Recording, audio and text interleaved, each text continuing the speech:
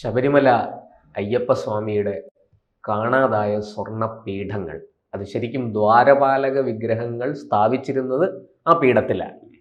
ആ സ്വർണ്ണപീഠങ്ങൾ ഇപ്പോൾ അത് കണ്ടെത്തിയിരിക്കുന്നു. അതാരാണോ സ്പോൺസർ ചെയ്തത് ആ ആളിൻ്റെ ബന്ധുവിൻ്റെ വീട്ടിൽ നിന്ന് തന്നെയാണ് അത് കണ്ടെത്തിയിരിക്കുന്നത്. ഈ സത്യത്തിൽ ഇവിടെ ഉയരുന്ന ഒരു ചോദ്യം, ദേവസ്വം ബോർഡാണ് ഇതൊക്കെ ഭരിക്കുന്നത്. ദേവസ്വം ബോർഡിന് ഇക്കാര്യത്തിലൊന്നും യാതൊരു ശ്രദ്ധയുമില്ലേ? അവർ ഇതെങ്ങോട്ട് പോകുന്നു? ഇത്രയും വിലപിടിപ്പുള്ള സാധനങ്ങൾ അത് എങ്ങോട്ട് പോകുന്നു? സ്വർണ്ണമടക്കമുള്ള വിലപിടിപ്പുള്ള ലോഹങ്ങൾ അത് എങ്ങോട്ട് പോകുന്നു, എന്ത് ചെയ്യുന്നു എന്നൊന്നും ദേവസ്വം ബോർഡിന് അറിയില്ലെന്ന് തോന്നുന്നു. കോടതി ഇടപെട്ടത് കൊണ്ടാണ്, ഹൈക്കോടതി ഇടപെട്ടത് കൊണ്ടാണ് ഈ വിഷയം ഇങ്ങനെയെങ്കിലും പുറത്തു വന്നത്. എന്താണ് അങ്ങേക്ക് തോന്നുന്നത്? ശരണമയ്യപ്പ, നമ്മൾ ശബരിമല ദ്വാരപാലകരുടെ വിഗ്രഹത്തിൻ്റെ പുറമേ ഉണ്ടായിരുന്ന അങ്കി അല്ലെങ്കിൽ അതിൻ്റെ സ്വർണ്ണപ്പാളി, മെറ്റാലിക് കവറിങ് സ്വർണം പൂശിയ ചെമ്പ് പാളികൾ, ഇതിനെയാണ് സാധാരണ അങ്ങനെ കവറിങ് ആയിട്ട് ഉപയോഗിക്കുന്നത്. അതെ.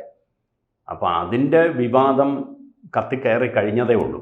നമ്മുടെ ഈ പറഞ്ഞ പമ്പയിൽ നടത്തിയ സർക്കാർ സ്പോൺസേർഡ് സംഗമവും അതിനുശേഷമുള്ള അതിന് മുമ്പേ തന്നെ ഇത് ആരംഭിച്ചു. അപ്പോൾ ഇത് മറ്റാരുമല്ല, ഉടനെ ഇതിൻ്റെ പ്രതികരണം വന്നത് എന്താണെന്ന് വെച്ചാൽ, ഇത് പമ്പയിലെ സംഗമത്തിനെ പൊളിക്കുന്നതിന് വേണ്ടി ഇതാരോ കരുതിക്കൂട്ടി ഇതിനെ ഇങ്ങനെ ചെയ്തതാണ് എന്നായിരുന്നു ദേവസ്വം ബോർഡ് അതിൻ്റെ ആദ്യത്തെ പ്രതികരണം, പ്രസിഡന്റിന്റെ പ്രതികരണം. അപ്പോൾ ദേവസ്വം ബോർഡ് പറയുകയും ചെയ്തു, ശബരിമല ഒരു പേടി സ്വപ്നമാണ്. അതെ, അവിടെ എന്ത് ചെയ്താലും ഭയമാണ്. ശരി തന്നെയാണ്. അവിടെ തെറ്റ് ചെയ്യുന്നവരായി ധർമ്മമല്ലാത്ത എന്തും അവിടെ ചെന്നാൽ ഭയക്കണം. മനസ്സിലായില്ലേ? കാരണം ധർമ്മശാസ്താവാണ്. ധർമ്മശാസ്താവിൻ്റെ അടുത്ത് അധർമ്മവും കൊണ്ട് കളിക്കാൻ ചെന്നാൽ ഭയമല്ല, അവൻ്റെ കാര്യം പിന്നെ അദ്ദേഹം നോക്കിക്കോളും. അതിന് ആര് തന്നെ ആയാലും ശരി, അവിടെ ഒരു ദുഷ്ചിന്ത മതി, അത് നോക്കും.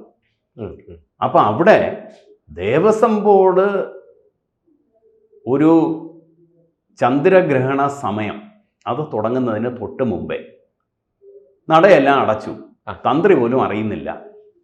ഇതിനെല്ലാം ഇളക്കി 2-3 പേരെ അവർ ചുമതലപ്പെടുത്തി എന്ന് പറയുന്നു. അവിടെ നിന്ന് ഈ സാധനം ഇളക്കി ഒരു വാഹനത്തിൽ കയറ്റി മദ്രാസിലേക്ക് യാത്രയാവുന്നു. അറ്റകുറ്റപ്പണി എന്ന് പിന്നീട് പറയുന്നു. അന്വേഷിച്ചപ്പോഴല്ലേ പറയണം അറ്റകുറ്റപ്പണി. അത് ആദ്യമായിട്ട് ചെയ്യേണ്ടത് ദേവസ്വം ബോർഡിൻ്റെ സ്പെഷ്യൽ കമ്മീഷണർ, ഹൈക്കോടതി അപ്പോയിന്റ് ചെയ്തിരിക്കുന്ന സ്പെഷ്യൽ കമ്മീഷണറെ ഇത് അറിയിച്ച് അദ്ദേഹത്തിന് സന്ദേശം കൊടുത്ത്, വാക്കാൽ പോരാ, ഫോണിൽ വിളിച്ചല്ല, രേഖാമൂലം കൊടുത്ത് അത് ഹൈക്കോടതിയെ അറിയിച്ച ശേഷം എന്നിട്ട് വേണം ഇങ്ങനെയുള്ള ബെഞ്ചുണ്ട്, ബെഞ്ചിനെ അറിയിക്കണം. അറിയിച്ച ശേഷം വേണം ഇങ്ങനെയുള്ള അറ്റകുറ്റപ്പണി പോലും ചെയ്യേണ്ടത്. സാധാരണഗതിയിൽ ഇങ്ങനെയുള്ള എന്ത് അറ്റകുറ്റപ്പണിയാണെങ്കിലും, ഞാൻ ഒരു ഇൻസിഡന്റ് എടുത്തു പറയാം. സിമിലർ വൺ, ശ്രീ പത്മനാഭസ്വാമി ക്ഷേത്രം. അവിടെ നമ്മളെല്ലാവരും കേട്ടതാണ്, സ്വർണം കാണാതെ പോയി. അപ്പോൾ പത്രം വായിച്ചു വരുമ്പോൾ എന്താണ്, അവിടുത്തെ പത്മനാഭസ്വാമിയുടെ മുമ്പിലുള്ള വാതിലുകൾ, 3 വാതിലുകളുണ്ടല്ലോ, ഈ വാതിലുകൾ തടിവാതിലുകളുടെ മുകളിൽ സ്വർണ്ണ തകിടാണ് അതിനെ പൊതിഞ്ഞിരിക്കുന്നത്. സ്വർണ്ണ തകിടിൽ ആ ഷേപ്പ് തന്നെ ഉണ്ടാക്കിയെടുത്ത് അതിനെ അതിൻ്റെ മുകളിൽ പിടിപ്പിക്കുകയാണ്. അത് ചെമ്പിന്റെ മുകളിൽ സ്വർണ്ണമല്ല, ശുദ്ധമായ സ്വർണം. അപ്പൊ ഈ സ്വർണ്ണ തകിട് കിട്ടുന്നതെന്ന് വെച്ചാൽ, അവിടെ സ്വർണ്ണക്കട്ടിയെ നമുക്ക് റോളർ ഉപയോഗിച്ച് പരത്താം, ചൂടാക്കേണ്ട ആവശ്യം പോലുമില്ല. സ്വർണം എന്ന് പറയുന്നത് ഹൈലി മാലിയബിൾ ആൻഡ് ഡക്റ്റൈൽ ആണ്. അപ്പൊ അതുകൊണ്ട് അതിനെ അടിച്ച് പരത്താനോ അല്ലെങ്കിൽ നീട്ടി കമ്പികളാക്കാനോ ഉള്ള ഒരു കഴിവ് സ്വർണത്തിനും വെള്ളിക്കും ഉണ്ട്. അപ്പോൾ ഇതുപയോഗിച്ച് ഇതിനെ റോൾ ചെയ്ത് തിൻ ഷീറ്റാക്കി മാറ്റിയ ശേഷം അതിൽ ഈ രൂപങ്ങൾ ഉണ്ടാക്കിയെടുക്കുമ്പോൾ നമുക്കിപ്പോൾ പരത്തി എടുത്തു കഴിഞ്ഞാൽ സാധാരണ ഒരു ചതുരത്തിൽ നമുക്ക് പരത്തി കിട്ടില്ല. നമ്മൾ ചപ്പാത്തി പരത്താമെന്ന് നമുക്കറിയാമല്ലോ. അറിഞ്ഞൂടാത്ത ആള് ചപ്പാത്തിയോ പൂരിയോ പരത്തിയോ അതിൽ ഇന്ത്യയും അമേരിക്കയൊക്കെ വരും. അപ്പോൾ അതുപോലെ ആയിരിക്കും ഇത് വരുന്നത്. ഇതിന് ആവശ്യമുള്ള ഷേപ്പിൽ ഇതിനെ നമ്മൾ മുറിച്ചെടുത്ത ശേഷം ഇതിനെ തമ്മിൽ യോജിപ്പിക്കണം. അപ്പോൾ യോജിപ്പിക്കണമെങ്കിൽ നമ്മൾ ഈ ഈയമുരുക്കി ഒട്ടിക്കുന്നത് പോലെ സ്വർണത്തിനെ സ്വർണം വെച്ച് തന്നെയാണ് ഒട്ടിക്കുന്നത്. പക്ഷേ ഈ തകിട് ഒട്ടിക്കുമ്പോൾ ഇതിനുള്ള ഒരു കമ്പി എന്ന് പറയണത് അതിൽ സ്വർണത്തിൻ്റെ കൂടെ കാഡ്മിയം അങ്ങനെ ഏതോ ഒരു ലോഹം കൂടെ ചേർത്തുള്ള ഒരു അലോയ് ആക്കും. എന്തിനെന്ന് വെച്ചാൽ ഇതിനേക്കാളും മെൽറ്റിംഗ് ടെമ്പറേച്ചർ കുറവായിരിക്കണം ഈ കമ്പിക്ക്. ഓ ഓ അപ്പോൾ സ്വർണം എത്ര ഡിഗ്രിയിൽ ഉരുകുമോ അതിനേക്കാളും ഒരു അല്പം കുറഞ്ഞ ടെമ്പറേച്ചറിൽ ഉരുകുന്ന കമ്പി ഉപയോഗിച്ച് ഇതിനെ, അല്ലെങ്കിൽ ഇപ്പുറത്ത് ചെയ്ത ഈ കലാവിരുദ്ധ മുഴുവൻ ഉരുകിപ്പോവും. അപ്പോൾ അതിനു വേണ്ടിയാണ് ഇത് ചെയ്യുന്നത്. ഈ കമ്പിയുടെ നിറം കറുപ്പാണ്. ഈ മിക്സ് ആക്കി കഴിഞ്ഞാൽ ഈ കമ്പിക്ക് കറുത്ത നിറമാണ്. പിന്നെ ഇതിനെ നമ്മൾ ഉരുക്കി ഒട്ടിച്ച് കഴിയുമ്പം ഇതങ്ങ് സ്വർണ്ണമായിട്ട് മാറും. ഈ കമ്പി അത് എത്രയോ പവൻ അല്ലെങ്കിൽ ഗ്രാം തൂക്കമുള്ളത് അവിടെ ഒരു പ്രത്യേക മുറിയിൽ അവിടെയാണ് ഇതിനെ സൂക്ഷിച്ചിരിക്കുന്നത്. സൂക്ഷിച്ചിരിക്കുകയെന്ന് വെച്ചാൽ നമ്മൾ വടക്കേ നടയിൽ നിന്ന് കയറി കഴിഞ്ഞാൽ വലതുവശത്തുള്ള ഒരു മുറി, മാങ്ങാപ്പുര എന്നൊക്കെ പറയുന്നതിൻ്റെ അപ്പുറത്തുള്ളൊരു സ്ട്രോങ് റൂം. അവിടെ ക്യാമറ ഉണ്ടെന്നാണ് വെപ്പ്. നമ്മുടെ കേരള പോലീസിൻ്റെ സംരക്ഷണയിലാണ് ഈ ക്യാമറയും സംവിധാനവും എല്ലാം. ഒരു പോലീസുകാരൻ അടക്കം അല്ലെങ്കിൽ പോലീസ് ഉദ്യോഗസ്ഥനടക്കം ടെമ്പിൾ ഗാർഡും ഇതിന് ചുമതലപ്പെട്ട ആരാണോ, ശ്രീകാര്യമല്ല, അതിന് പറയാം മുതൽപ്പടി, അസിസ്റ്റന്റ് മുതൽപ്പടിയും സ്വർണ്ണപ്പണി ചെയ്യുന്നയാളും പോയാണ് ഓരോ ദിവസവും രാവിലെ ഇതിനെ എടുത്തുകൊണ്ട് വന്ന് പുറത്ത് കൊണ്ടുവന്ന് എല്ലാവർക്കും കാണത്തക്ക രീതിയിലിരുന്ന് ഈ പണി ചെയ്ത് തിരിച്ച് രാത്രി കൊണ്ടുവച്ച് വൈകുന്നേരം പൂട്ടുന്നത്. ഒരു ദിവസം പൂട്ടി അടുത്ത ദിവസം രാവിലെ എടുത്തപ്പോഴാണ് ഈ കൊണ്ടുവച്ച ഈ സാധനം ഇല്ല എന്നുള്ളത് അറിയുന്നത്. സ്വാഭാവികമായും ക്യാമറകൾ പരിശോധിക്കുന്നു, വീഡിയോ റെക്കോർഡിംഗ് ഉണ്ടോ, ഇല്ല. അപ്പോൾ മനസ്സിലായല്ലോ നമ്മൾ എത്രത്തോളം എഫിഷ്യൻ്റ് ആൻഡ് എഫക്റ്റീവാണ് നമ്മുടെ കേരള പോലീസിൻ്റെ ഈ പറയുന്ന സെക്യൂരിറ്റി സിസ്റ്റം. അവർ കൂടെ പോയി എടുത്തുകൊണ്ട് വന്നതാണ്. എന്നിട്ട് അവർ പോയി തിരിച്ചു കൊണ്ടുവച്ചു. ഈ കൂടെ പോയതിൽ ഈ പോയ ടെമ്പിൾ ഗാർഡ്, അസിസ്റ്റന്റ് ശ്രീകാര്യം, ഇവരെ മാത്രം ചോദ്യം ചെയ്യലിനായി ഒരുപക്ഷെ ആ പണിക്കാരനെയും പോലീസ് സ്റ്റേഷനിൽ കൊണ്ടുപോയി രാവിലെ മുതൽ വൈകിട്ട് വരെ ചോദ്യം ചെയ്തു. എന്തെല്ലാം ചെയ്തു എന്ന് എനിക്കറിയില്ല. പോലീസുകാരെ ആരും വെരിഫൈ ചെയ്യുന്നില്ല. ഇത് കഴിഞ്ഞ് ആ സ്ഥലത്ത് ആരും കയറരുത് എന്ന് പറഞ്ഞാൽ അവിടെ നിന്ന് ഇറങ്ങുന്ന മണൽ അതിനെ കവർ ചെയ്തിട്ടു, അതിന് നോ ക്രോസിംഗ് ലൈനൊക്കെ ഇട്ട്. അപ്പോൾ മെറ്റൽ ഡിറ്റക്ടർ കൊണ്ടുവന്ന് പരിശോധിച്ചു. പോലീസുകാർ കൊണ്ടുവരികയാണ് മെറ്റൽ ഡിറ്റക്ടർ. കൊണ്ടുവന്ന് പരിശോധിച്ചപ്പോൾ ഒന്നും കിട്ടിയില്ല. അപ്പോൾ പറഞ്ഞു മെറ്റൽ ഡിറ്റക്ടർ വർക്ക് ചെയ്യുന്നില്ല. അടുത്ത സെക്യൂരിറ്റി പാകപ്പുഴ. ഇത് കഴിഞ്ഞ് അവിടെ കാലുകൊണ്ട് തട്ടി എടുത്തപ്പോൾ അടുത്ത ദിവസം കമ്പി കാലിൽ തട്ടുന്നു. മണ്ണിൽ ഈ കമ്പി മണ്ണിൽ വീഴുന്നതാണെങ്കിൽ ഇതിനെ കൊണ്ടുപോകുന്ന ഒരു തുണിസഞ്ചിയുണ്ട്. ആ തുണിസഞ്ചിയിൽ എവിടെയെങ്കിലും ഒരു പൊത്തയോ കീറലോ വരണ്ടേ ഇത് പുറത്ത് വീഴാൻ? അതില്ല. ഈ കമ്പി കാലിൽ തട്ടി എടുക്കുന്നു. ആര് കൊണ്ടിട്ടു? ഇതാണ് ഇവിടുത്തെ ചോദ്യം. സാധനം പിടിക്കപ്പെട്ടപ്പോൾ തൊണ്ടി സാധനം തിരിച്ച് ഓട്ടോമാറ്റിക്കായിട്ട് ആ മണ്ണിൽ പുറത്തറിഞ്ഞപ്പോൾ ഈ കമ്പി വന്നു. ഇല്ലെങ്കിൽ ഇത് പുറത്തു പോയെങ്കിൽ എത്രയോ പവൻ സ്വർണം ഇതിനൊന്ന് ചൂടാക്കിയെടുത്താൽ കാഡ്മിയം അങ്ങ് മാറിത്തരും. ഇത്രയേ ഉള്ളൂ. ഇതാണ് നമ്മുടെ ലോകം മുഴുവൻ പ്രശസ്തമായ സുരക്ഷാ സിസ്റ്റമുള്ള ശബരിമലയിൽ. അതിനു മുമ്പ് നമുക്കറിയാം ഒരു പത്മനാഭസ്വാമി ക്ഷേത്രത്തിൽ നടന്നത്. ഒരു വെള്ളിപ്പാത്രം അവിടെ നിന്ന് പോയതറിയാം. ഒരു നോർത്ത് ഇന്ത്യക്കാരൻ അതിനെ എടുത്തോണ്ട് പോയി കഴിഞ്ഞ് കേസ് വന്നപ്പോൾ ഇവിടെ നിന്ന് പോലീസ് ഡൽഹിയിലോ എവിടെയോ പോയി അയാളെ പിടിച്ചുകൊണ്ടിരുന്നു. ഹരിയാന ബോർഡർ അങ്ങാണ്ടാണ്. ഒരു ഡോക്ടറുമാണ്, വിവരമില്ലാത്തവനൊന്നുമല്ല. അപ്പൊ ഗുഡ്ഗാവിൽ നിന്ന് ഇയാള് കൊണ്ടുപോയി പൂജാമുറിയിൽ വെച്ചിരിക്കുകയാണ്. അതിനെ എടുത്തോണ്ട് വന്ന് ഇയാൾ അറസ്റ്റ് ചെയ്ത് കൊണ്ടുവന്നു. ഇവിടെ വന്നപ്പോൾ പെറ്റി കേസായി എഴുതി തള്ളി. അറിയാതെ ചെയ്തതാണ്ട് പെറ്റി കേസായി എഴുതി തള്ളി. ഒരു ഡോക്ടറാണ് ചെയ്തത്, ഒരു വിവരമില്ലാത്തവനാണെങ്കിൽ സമ്മതിക്കാം. അപ്പോൾ പിടിപാടുള്ളവന് ഇങ്ങനെയുള്ള കാര്യങ്ങളെല്ലാം നമ്മുടെ സംവിധാനങ്ങളിൽ, പ്രത്യേകിച്ചും കേരളത്തിൽ നമ്മുടെ പോലീസിന്റെ സുരക്ഷാ സംവിധാനത്തിൽ നടക്കുമെന്നുള്ളതിന്റെ ഏറ്റവും വലിയ ഉദാഹരണമാണ് ഇത്. അങ്ങ് പറയുന്നത് ശബരിമലയിലും ഈ പീഠങ്ങൾ ഈ സ്പോൺസർ ചെയ്ത ആളിന്റെ തന്നെ ബന്ധുവിന്റെ വീട്ടിൽ നിന്നാണ് കണ്ടെത്തിയത്? അല്ല, പത്രത്തിൽ എഴുതിയിരിക്കുന്നത് അദ്ദേഹത്തിന്റെ ഒരു ജോലിക്കാരന്റെ വീട്ടിലാണ് ഇതിനെ വെച്ചിരുന്നത്. ഇത് കേസായപ്പോ അദ്ദേഹം ഉടനെ കൊണ്ടുവന്ന് അയാളെ ഏൽപ്പിച്ചു. അങ്ങനെയാണ് ഇതൊരു ബന്ധുവിന്റെ വീട്ടിലേക്ക് മാറുന്നത്. അപ്പൊ എത്രത്തോളം ഉത്തരവാദിത്വം, അടിമുടി ദുരൂഹതയാണ്. പത്മനാഭസ്വാമി ക്ഷേത്രത്തിൽ സംഭവിച്ചതുപോലെ തന്നെ ഉത്തരം കിട്ടാത്ത ഒരുപാട് ചോദ്യങ്ങൾ അവശേഷിക്കുന്നു. ഇതിൽ ദേവസ്വം റെക്കോർഡിൽ ഇത് വരണം. അങ്ങനെ അവിടെയുള്ള പീഠം ഇത് പണിക്ക് വേണ്ടി കൊണ്ടുപോയി അവിടെ അറിയിക്കേണ്ട ഹൈക്കോടതിയിൽ മഹസർ എഴുതണം എന്നാണ് അവർ പറയുന്നത്. പക്ഷെ അവിടെ മഹസർ പറഞ്ഞാൽ ഇന്ന സാധനങ്ങൾ, അതിന് ഇത്ര തൂക്കമുണ്ട്, ഇതിന്റെ ഇൻവെന്ററി, അങ്ങനെയുള്ള കാര്യങ്ങൾ എല്ലാം അതിനകത്ത് വരണം. മേ ബി ഇന്നത്തെ കാലത്ത് അതിന്റെ തൂക്കം മാത്രമല്ല അതിന്റെ ഫോട്ടോഗ്രാഫ് വരെ എടുത്തു വെക്കാം. അപ്പോ ഇത് ദേവസ്വം ബെഞ്ചിനെ അറിയിക്കണം. ഹൈക്കോടതിയുടെ നിരീക്ഷണത്തിലല്ലേ ഇവർക്ക് ഇത് ചെയ്യാൻ? ഇവരെ തോന്നിവാസം നടത്താനല്ല ഈ കൊടുത്തിരിക്കുന്നത്. ഗവൺമെന്റ് നിരീക്ഷണത്തിലും അല്ല ചെയ്യേണ്ടത്, ഹൈക്കോടതിയുടെ ജുഡീഷ്യറിയുടെ നിരീക്ഷണത്തിലാണ് ഇതെല്ലാം ചെയ്യേണ്ടത്. അപ്പൊ അവിടെയും ഹൈക്കോടതി ഇത് അറിഞ്ഞിട്ടില്ല. അപ്പോൾ ഹൈക്കോടതി ഇത് കഴിഞ്ഞാണ് ഇതിനെ പരിശോധിക്കാൻ പറയുമ്പോഴത്തേക്കും പീഠമില്ല. പീഠം എവിടെ? അത് ഞങ്ങളുടെ സ്ട്രോങ് റൂമിലുണ്ട്. സ്ട്രോങ് റൂം തുറക്കുന്നു, അരിച്ചു പറക്കുന്നു, പീഠത്തിനെ കിട്ടുന്നില്ല. അപ്പോൾ ഈ സ്ട്രോങ് റൂമിനെ സംബന്ധിച്ചിടത്തോളം വേറൊരു രസമുണ്ട്. ഈ സ്ട്രോങ് റൂമിലാണ് ശബരിമല അയ്യപ്പൻ്റെ വർഷാവർഷം തലച്ചുമടായി കൊണ്ടുവരുന്ന തിരുവാഭരണങ്ങൾ അത് സൂക്ഷിച്ചിരിക്കുന്നത്. ഇത്രയോ വർഷമായിട്ട് പന്തളം കൊട്ടാരത്തിൻ്റെ അവിടുത്തെ സ്ട്രോങ് റൂമിലാണ്. ഇത് ഇവിടെ നിന്ന് മാറ്റിയേ പറ്റൂന്ന് ഇപ്പോഴത്തെ കേരള ഗവൺമെൻറ്റിൻ്റെ നിർബന്ധം. ഇതിനെ ദേവസ്വത്തിൻ്റെ സ്ട്രോങ് റൂമിലേക്ക് മാറ്റണം.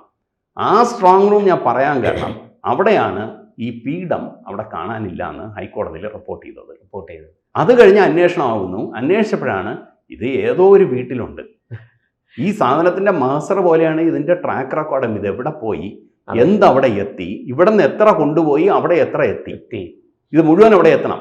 തിരിച്ചവിടെ നിന്ന് എങ്ങനെ വരുന്നു, എത്ര കൊണ്ടുവന്നു, ഇവിടെ എത്ര തിരിച്ചെത്തുന്നു, ഇത് മുഴുവൻ റെക്കോർഡിങ്ങിലാവേണ്ടതാണ്. ഇതൊന്നും ചെയ്യുന്നില്ല. തികച്ചും 2019 മുതൽ കാണാനില്ല. ഇത്രയും വർഷമായി, 2019 മുതൽ 25 വരെ ഏകദേശം 6 വർഷമായി ഈ സാധനം പോയിട്ട് ആരും അറിയുന്നില്ല, ആരും റിപ്പോർട്ട് ചെയ്യുന്നില്ല. ഇത് എന്താണ് പറയണത്? ഒരു ദേവസ്വം ബോർഡ് എന്ന് പറയണത് പൂർണ്ണമായും ഒരു കുത്തഴിഞ്ഞ ഒരു കള്ളന്മാരുടെ ഒരു പിടിച്ചുപറിക്കാരുടെ സംവിധാനമായി മാറിക്കൊണ്ടിരിക്കുകയാണ്. നമ്മൾ കാണുന്നുണ്ടല്ലോ ശബരിമലയിൽ ഒരുത്തൻ അവിടെ വന്നവരെല്ലാം അടിയും കൊടുത്ത് മാറ്റുന്നത്. നടയിൽ ഒന്ന് തൊഴാനോ അയ്യപ്പൻ്റെ മുന്നിൽ ഒന്ന് തലകുനിക്കാനോ ആ കയ്യിൽ ആ തീർത്ഥം വാങ്ങി ഭക്തിയോടുകൂടി ആ തീർത്ഥം ഉള്ളിലേക്ക് എടുക്കാനോ തയ്യാറല്ലാത്ത, ആ തീർത്ഥം കയ്യിലൊഴിച്ചാൽ അങ്ങ് കുടഞ്ഞു കളയുന്ന അല്ലെങ്കിൽ കൈ കഴുകി കളയുന്നവരെ ഫ്രണ്ടിൽ പിടിച്ച് നിർത്തുകയും കഷ്ടപ്പെട്ട് വ്രതമെടുത്ത് മല ചവിട്ടി വരുന്ന ഒരു ഭക്തനെ അവിടെ നിന്ന് അടിയും കൊടുത്ത് തള്ളി മാറ്റുകയും ചെയ്യുന്നു. ഇതാണ് ദേവസ്വം ബോർഡ്. ഇന്ന് ദേവസ്വം ബോർഡിലുള്ള ഉദ്യോഗസ്ഥർ, അവിടുത്തെ ജീവനക്കാർ, ഇവർക്ക് എത്ര ഭക്തിയുണ്ട്. ഭക്തിയില്ലാത്തവൻ ചെയ്യുന്ന ഏത് പ്രവൃത്തിയും അതൊരിക്കലും ഒരു ഈശ്വര പ്രവൃത്തിയാവില്ല, സമ്പൂർണ്ണമാവില്ല. അത് ഈശ്വര പ്രവൃത്തി ആവുകയില്ല. ആദ്യം ചെയ്യേണ്ടത് ഇങ്ങനെയുള്ളതിനെല്ലാം അവിടെ നിന്ന് മാറ്റണം.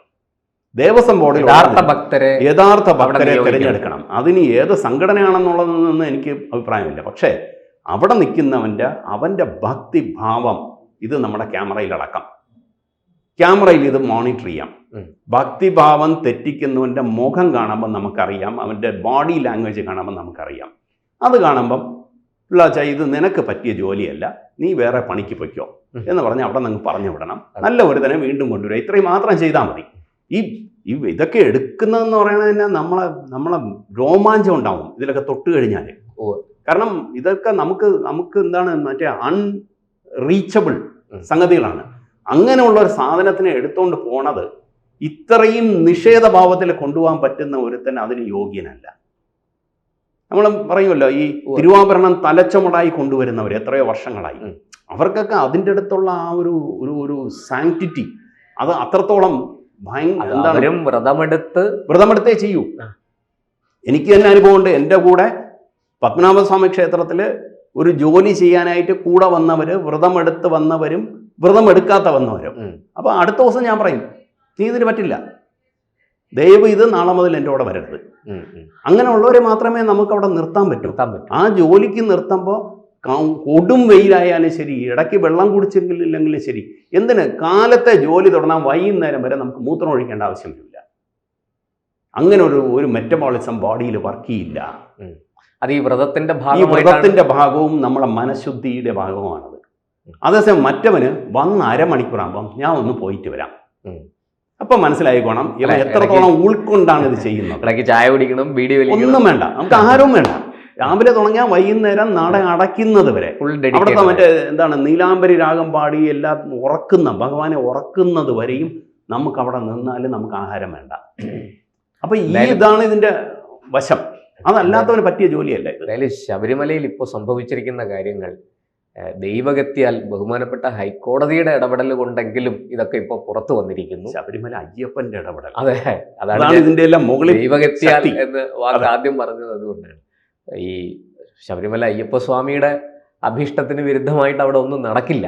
അതാണ് ഭക്തര് ഉറച്ച വിശ്വാസം. അതാണ്. എന്തായാലും നമുക്ക് ഇപ്പോൾ ഇനിയിപ്പോൾ കൂടുതൽ കാര്യങ്ങൾ ഇയാളിനെ ചോദ്യം ചെയ്താലേ അറിയുള്ളൂ. ഈ ഉണ്ണികൃഷ്ണൻ പോറ്റി എന്ന് പറയുന്ന ഒരാളാണ് അതിന്റെ സ്പോൺസർ. കാരണം ഇതിൽ മനസ്സിലാക്കേണ്ട ഒരു സംഗതി, നമ്മളൊരു റെന്റ് കാർ എന്നൊരു വണ്ടി രാവിലെ വിട്ട് തരും. നമുക്കൊരു ചടങ്ങുണ്ട്, ഒരു കല്യാണമാണ്, 3 ദിവസത്തെ ഓട്ടം ഉണ്ട്. അപ്പോൾ നമ്മുടെ രാത്രിയത്തെ പ്രോഗ്രാം കഴിഞ്ഞാൽ ഈ വണ്ടി അയാളെ ഷെഡിൽ കൊണ്ട് പാർക്ക് ചെയ്തിട്ട് ഡ്രൈവർ പോകും. നാളെ രാവിലെ എത്ര മണിക്ക് വരണം സാർ? 5 മണി. 5 മണിക്ക് വണ്ടി എത്തും. ഇതുപോലെയല്ല നടക്കി വെച്ചൊരു സാധനം. അതെ, ഇത് സ്പോൺസറുടെ വീട്ടിൽ തിരിച്ചു പോകാൻ പറ്റില്ല. ഇതവിടെ പാടില്ല. സമർപ്പിച്ച സാധനം ഇത് ഭഗവാന്റെ വസ്തുവാണ്. അതിന് കണക്ക് വേറെയാണ്. അതിനകത്ത് നിയമം വേറെ. ഒരു 80 ഗ്രാം സ്വർണം എന്നുള്ള വിലയല്ല അതിനകത്തുള്ളത്. അതെ അതെ, അത് ഭഗവാന്റെ സ്പർശം കിട്ടിയ സാധനമാണ്. അതെ അതെ, അതിന്റെ വില എത്രയോ അമൂല്യമാണ്. അതെ അതെ. അതുകൊണ്ട് ഇതൊന്നും ഇങ്ങനെയുള്ള സ്ഥലങ്ങളിൽ പോകാനേ പാടില്ല.